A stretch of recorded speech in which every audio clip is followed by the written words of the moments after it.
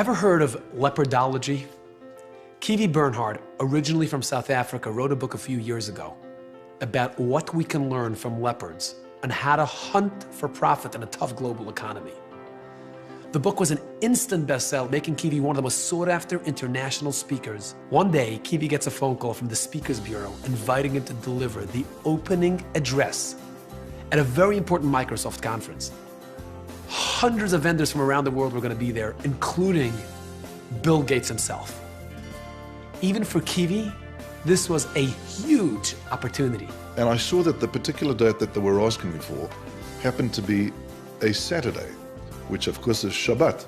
I immediately said, it's a Saturday, and as you know, I don't work on Saturdays. The next thing he knows, Kiwi receives a phone call from one of the senior vice presidents of Microsoft, offering him an exorbitant sum of money. He says, double, triple, what do you need?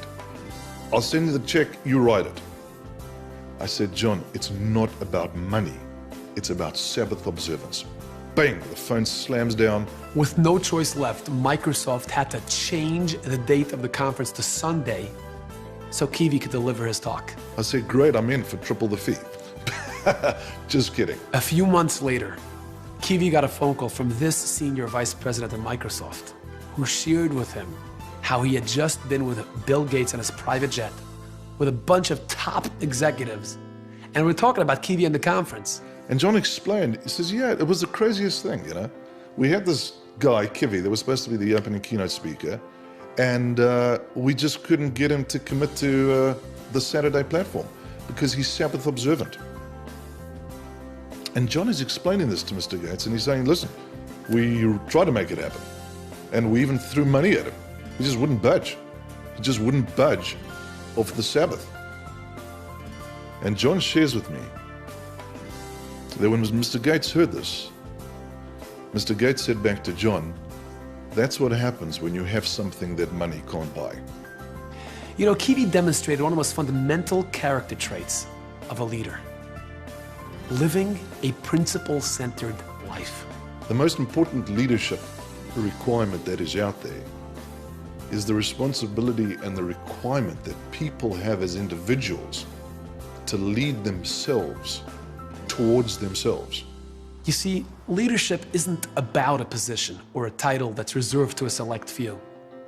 It's about a conscious decision, a choice we all make every day about the type of life we want to lead.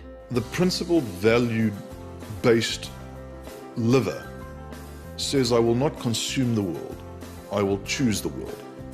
The pathway to that is to choose values.